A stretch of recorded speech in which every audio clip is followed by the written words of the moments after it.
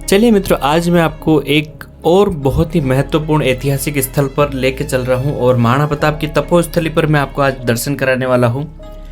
ये महाराणा प्रताप की गुफा है, यहाँ पर युद्ध के बारे में जो गुप्त मंत्रणा की जाती थी अपने मंत्रियों और उनके जो सैनिक और जो प्रमुख जो उनके सेवादार होते थे, जो प्रमुख उनके सेनापति होते थे, उनसे इस विषय में चर्चा की जाती थी कि आगे की जो रणनीति है किस तरह से बनाई जाए। और महाराणा प्रताप की ये तपस्या स्थली है, यहाँ पर बैठ के महाराणा प्रताप देवी भगवती का, देवी रणचंडी का यहाँ पर तपस्या करते थे, तप करते थे। तो ये वो स्थान है, बहुत ही प्राचीन स्थान है और इसी जगह पर महाराणा प्रताप द्वारा स्थापित एक भगवान शिव को समर्पित एक शिवलिंग स्थापित है। क्योंकि मेवाड़ की जो धरा है, मेवाड़ में जितने भी महाराणा, जितने भी योद्धा हुए हैं, वो सभी भगवान शिव के उपासक रहे हैं और माँ भवानी के उपासक रहे हैं।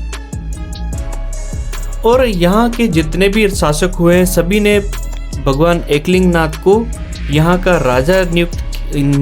राजा माना है और स्वयं को यहाँ का दीवान यानी का मंत्री मानकर यहाँ का शासन संभाला है। चलिए, आज अभी मैं गुफा के अंदर आपको लेकर चलता हूँ। ये हमने अंदर प्रवेश किया है और इस तरह का कुछ बहुत ही प्राचीन, भव्य और खूबसूरत नज़ारा हमें देखने को मिलता है।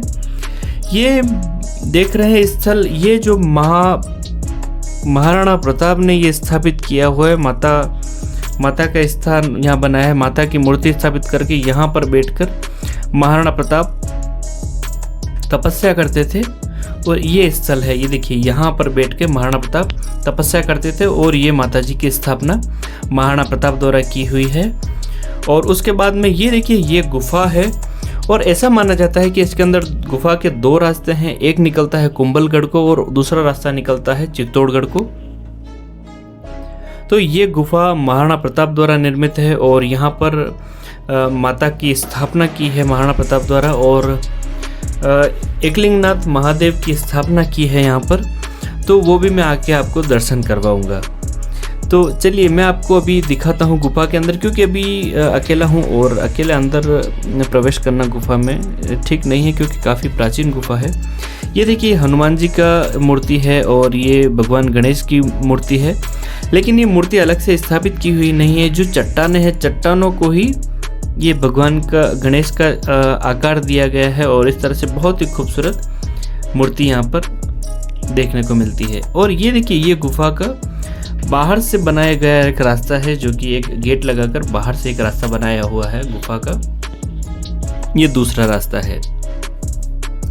चलिए, और मैं आपको दिखाऊं, ये गणेश जी का ये मूर्ति बनी हुई है और ये बिल्कुल, आप ये देखिए, बिल्कुल ये चट्टान से ही इसको शेप दिया हुआ है, अलग से कोई मूर्ति स्थापित नहीं है यहाँ पर। और देखिए आप, इसकी नक्काशी बहुत ही अप्रतिम नक्काशी है। और ये देखिए, सभी तरफ ये चट्टान है, बहुत प्राचीन चट्टानें हैं। आप इसको देखकर ही समझ सक रहे होंगे कि कितनी प्राचीन चट्टानें हैं। और इन्हीं चट्टानों के बीच में ये देखिए, भगवान हनुमान जी का भी एक ये चित्र यहाँ पर उत्कीर्ण किया हुआ है और ऊपर की तरफ चट्टान पर एक शिवलिंग नुमा आकृति यहाँ पर बनाई गई है। ये हनुमान जी का स्थान बनाया है। ये भी अलग से कोई मूर्ति स्थापित नहीं है, बल्कि इसी चट्टान को तराशकर इसी में हनुमान जी का रूप दिया हुआ है। उसके बाद में चलिए आगे भी मैं आपको और दिखाता हूँ।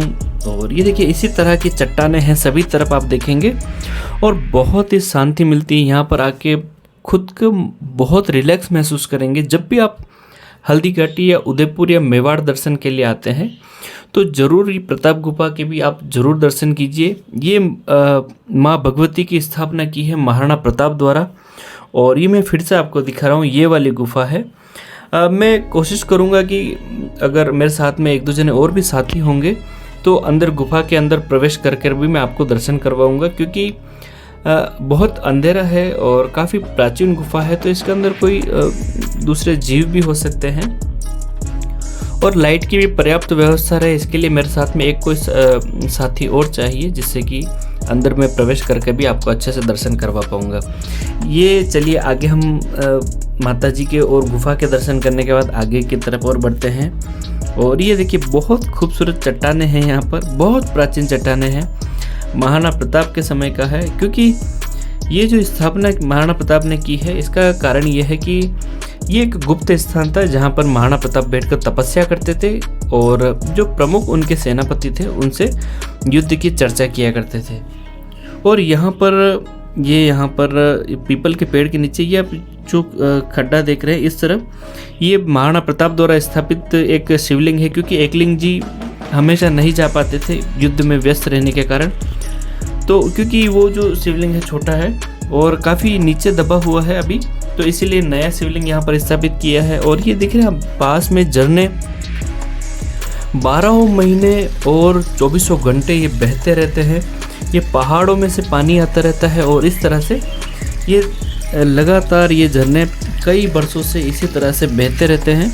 और ये जो सारा पानी है ये लोग अपने खेतों की सिंचाई के लिए भी काम में लेते हैं। ये सारा पानी आप देख रहे हैं बहुत ही पवित्र निर्मल जल है, बहुत ही बिल्कुल कांच के समान बिल्कुल साफ पानी है ये। और यहाँ से जल लेकर ये जो भी श्रद्धालु आते हैं ये भगवान शिव पर अभिषेक करते हैं।